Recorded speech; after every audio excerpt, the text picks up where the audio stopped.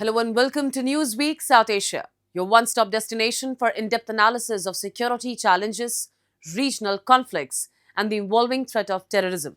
Let's take a look at the headlines first. India slams Pakistan at UNHRC over Jammu and Kashmir, claims living in a la-la land.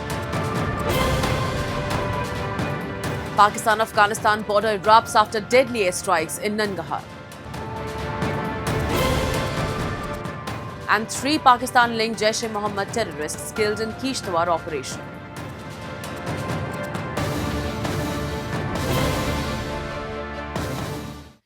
The Pakistan-Afghanistan border is once again on the brink after fresh clashes erupted in eastern Nangarhar province, days after Pakistani airstrikes killed dozens inside Afghan territory.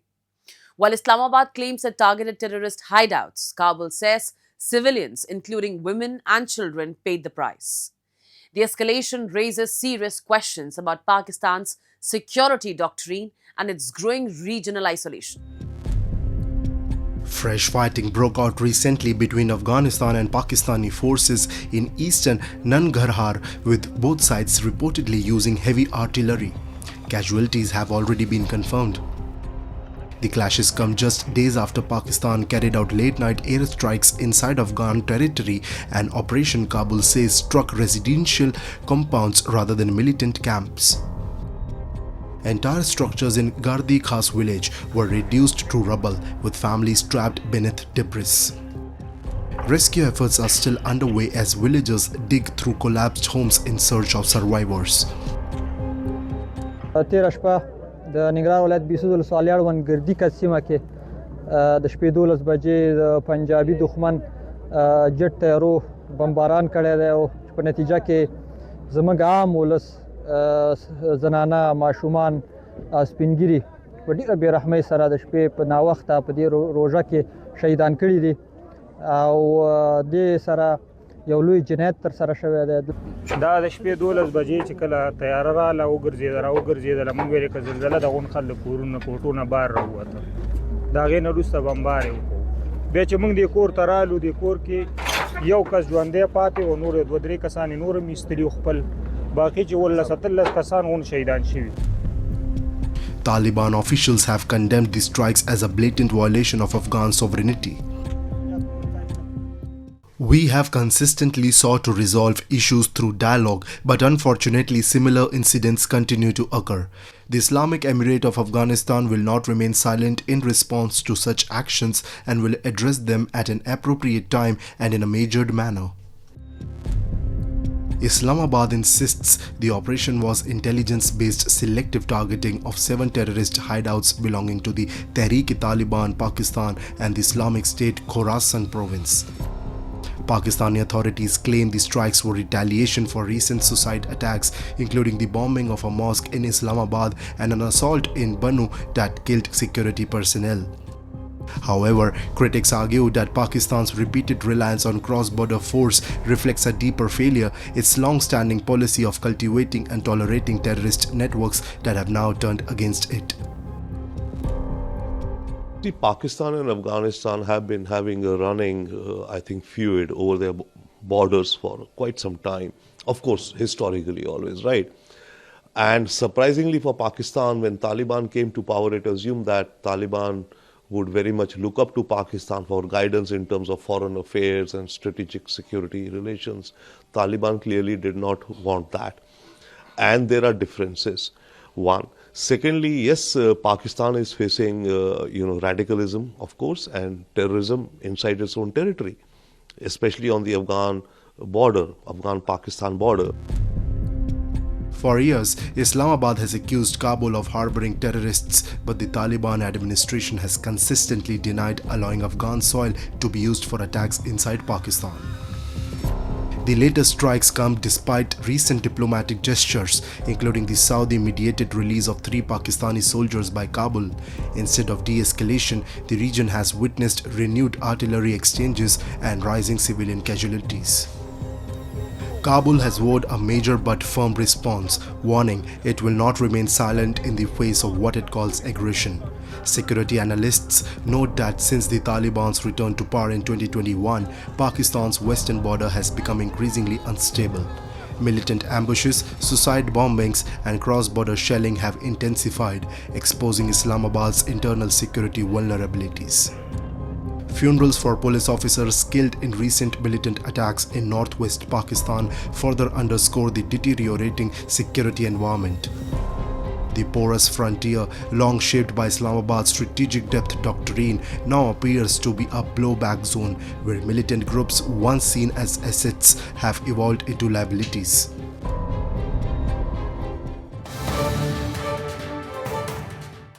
India delivered a firm and uncompromising rebuttal to Pakistan at the 61st session of the United Nations Human Rights Council in Geneva. Exercising its right of reply, New Delhi rejected what it described as politically motivated allegations on Jammu and Kashmir, highlighted democratic participation and infrastructure growth in the Union territory, and called out Islamabad's continued attempts to internationalize the issue. Your report. An exchange unfolded at the 61st session of the United Nations Human Rights Council after Pakistan raised Jammu and Kashmir during the high-level segment. India responded decisively, dismissing the remarks as propaganda driven by political compulsions rather than facts. New Delhi also criticized the Organization of Islamic Cooperation, accusing it of allowing itself to be influenced by Islamabad's narrative. India is compelled to exercise its right of reply in response to references made to it during the high-level segment by Pakistan and the OIC. We categorically reject these allegations. The OIC, by parroting Pakistan's propaganda, only reveals how deeply it has allowed itself to be co-opted by one member, reducing itself to an echo chamber for one country's political compulsions. Pakistan's incessant propaganda now reeks of envy. We have no desire to dignify such propaganda, however, will make a few points to dismantle it with facts. Jammu and Kashmir was, is, and will always remain an integral and inalienable part of India. India reiterated that Jammu and Kashmir's accession in 1947 was lawful, final and consistent with international law under the framework of the Indian Independence Act. New Delhi maintained that the region was, is and will always remain an integral part of India. Turning the spotlight on Islamabad, India asserted that the only unresolved matter pertains to territories under Pakistan's illegal occupation, urging it to vacate areas it controls forcibly. No amount of wishful rhetoric or audacious propaganda by Pakistan can alter the immutable fact that the accession of Jammu and Kashmir to India was completely legal and irrevocable, and in accordance with Indian Independence Act of 1947 and the international law. In fact, the only outstanding dispute regarding this region is the illegal occupation of Indian territories by Pakistan. We call upon Pakistan to vacate these areas which remain under its forcible occupation. India also underscored developments on the ground. Record voter turnout in recent electoral exercises in Jammu and Kashmir, New Delhi said, reflects the people's rejection of terrorism and violence and their commitment to democratic processes. Massive investments in infrastructure, connectivity, healthcare, and rural development have significantly expanded the Union Territory's fiscal outlay. In stark contrast, Pakistan continues to grapple with political instability and economic fragility, relying on repeated financial lifelines from the International Monetary Fund to stabilize its economy. If the Chenab Rail Bridge, the world's highest bridge inaugurated in Jammu and Kashmir last year, is fake, then Pakistan must be hallucinating or living in the La La land. Or maybe Pakistan finds it unbelievable that the developmental budget of Jammu and Kashmir is more than double the recent bailout package they sought from the IMF.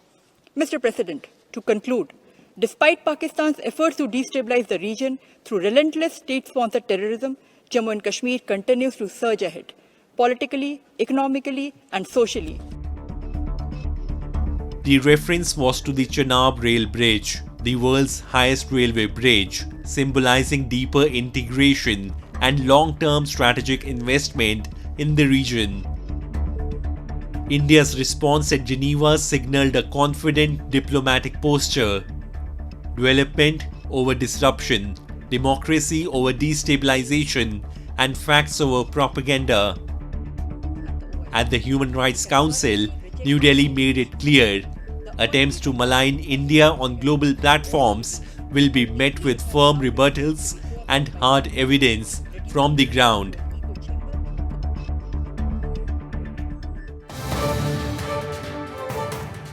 In a major counter-terror success in Jammu and Kashmir, Indian security forces have neutralized 3 Pakistan-linked Jaish-e-Mohammed terrorists in Kishtwar's Chatru belt. Among those killed is reportedly Saifullah, a dreaded commander accused of orchestrating deadly attacks on Indian forces. The operation once again spotlights Pakistan-sponsored infiltration and India's sustained counter-terror grid in the Union territory. The joint operation, codenamed Operation Trashi First, was launched in the dense forests in Kishtwar district of Jammu and Kashmir. Acting on specific intelligence inputs from Jammu and Kashmir Police, the Intelligence Bureau and Army sources, troops of the Counter-Intelligence Force under the White Knight Corps moved into cordon off a suspected hideout. The terrorists, affiliated with the Pakistan-based outfit Jaish-e-Mohammed, opened heavy fire from inside a mud house as search teams closed in, triggering a fierce gun battle. During the exchange, the mud structure caught fire, reducing it to rubble. The charred bodies of 3 terrorists were later recovered, along with 2 AK-47 rifles and ammunition. Collectively, jointly, with all the elements which we had on our disposal, that is the army, the special forces, police, the SOG, the CRPF, and everybody.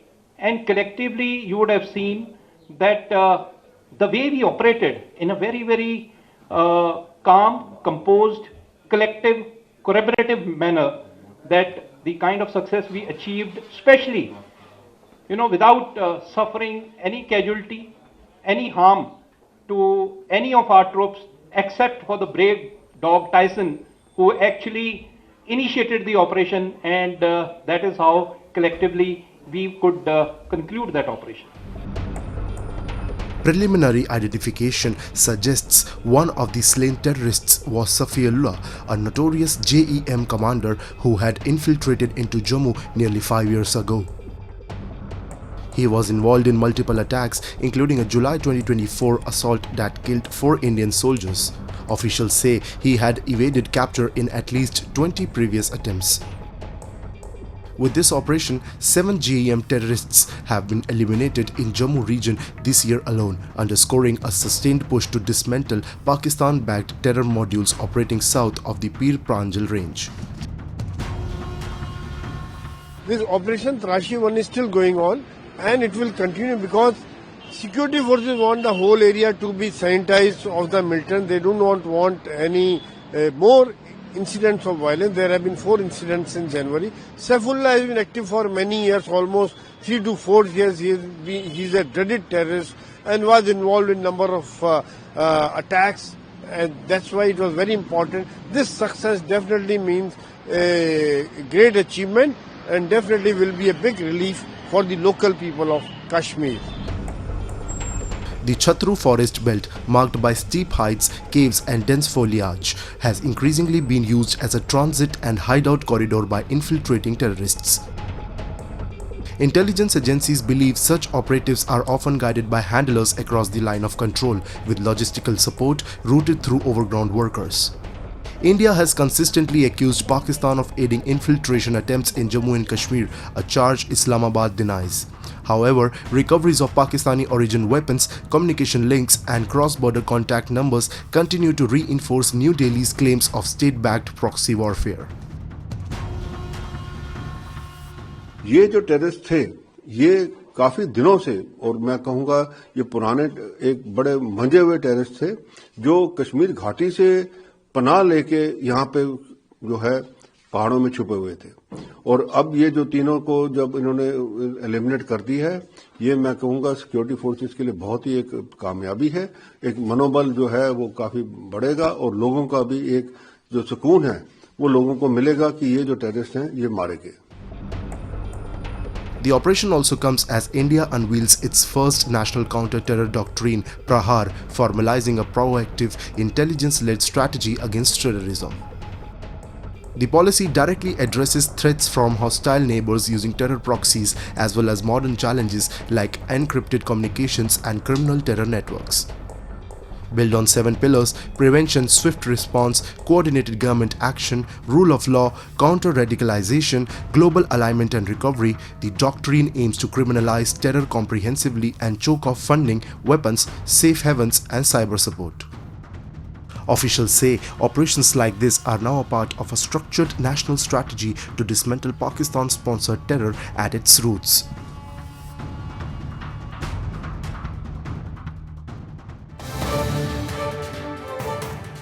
In Pakistan-occupied Gilgit-Baltistan, the government's tall claims of progress stand shattered as residents fight for something as basic as water. Entire neighborhoods are reeling under severe shortages while taps run dry for days. Power cuts, mismanagement, and broken promises have turned daily survival into a struggle for thousands. Bureau report. Pakistan-occupied Gilgit-Baltistan is grappling with a worsening water crisis in Gilgit city, laying bare the government's failure to ensure even the most basic necessity. For days, taps have remained dry as power shortages paralyze pumping systems. Families are forced to search for water while women lead protests on the streets. Grand claims of development mean little when authorities cannot ensure a steady supply of water to their own people. फरवरी मार्च के महीने में गिलगित शहर के अंदर पानी की तंगी होती है। उसकी बुनियादी वजह ये होती है कि चूँकि पावर सप्लाई बहुत ज़्यादा महदूद लेवल पे मुयसर होती है, जिसकी वजह से इस वक्त गिलगित शहर पूरा का पूरा बूंद बूंद को तरस रहा होता है। तो फरवरी और मार्च के महीने में पानी की तलब ज़्यादा होती है और सप्लाई बहुत कम होती है। गिलगित शहर के हद तक अभी भी पानी की सप्लाई के इशूज़ हैं। अभी बाज़ार एरिया में भी पानी नहीं है। जुटियाल में भी एहतिजाज हुआ। इस वक्त तमफरी के अंदर भी वाटर शॉर्टेज बहुत ज़्यादा है। ख़वातीन को वाटर सप्लाई के इशूज़ का सामना है। Authorities in Pakistan-occupied Gilgit-Baltistan were fully aware that the main water pump required a dedicated special power line to function efficiently. A formal request was submitted and assurances were made, yet no action followed. With electricity available for barely an hour, water distribution became impossible. This was not a mystery but a clear administrative failure, leaving residents of Gilgit to suffer due to official negligence and inaction. वहाँ पे पहुँचा तो वाक़ईतन ख़वातीन धरने में मौजूद थी और उनका मुतालिबा भी जायज़ था कि पिछले 4-5 दिनों से वाटर सप्लाई ना होने के बराबर थी। उसकी वजह हमने जब पूछी तो बिजली के महकमे को भी बुलाया, पीएचई के नुमाइंदों को भी बुलाया, इंतज़ामी मशीनरी को भी वहाँ पे मोबिलाइज़ किया, सबको वहाँ पे जमा किया तो पता ये चला कि वाटर एंड पावर को जीडीए ने रिक्वेस्ट भेजी है कि आप हमें स्पेशल लाइन दे दें। मरकज़ तबलीगी मरकज़ के नीचे जो पंप लगा हुआ है उसको स्पेशल लाइन की ज़रूरत थी और स्पेशल लाइन ना होने की वजह से चूँकि पावर सप्लाई बहुत कम है, 1 घंटे की पावर सप्लाई में तमाम लोगों को पानी की सप्लाई नामुमकिन था। वो फाइल लामाला मतलब प्रोसेस का हिस्सा थी तो उनको स्पेशल लाइन नहीं मिलने की वजह से पानी की सप्लाई की शॉर्टेज थी। ख़वातीन का मौक़िफ़ बिल्कुल दुरुस्त था। The water crisis is only one reflection of deeper mismanagement across POGB. From crippled healthcare facilities, lacking doctors and basic medicines to fragile infrastructure and prolonged power outages, residents face hardship at every step. Employment opportunities remain scarce and essential services function far below acceptable standards. For many, daily life is a constant struggle against systemic neglect, where promises of reform fade quickly, but the burden on ordinary people continues to grow.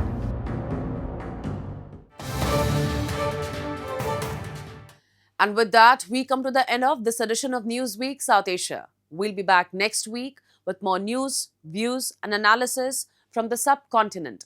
Meanwhile, do keep writing to us at nwsa@nin.com. This is Shivangi Mishra signing off on behalf of the entire team of Newsweek South Asia. Goodbye and take care.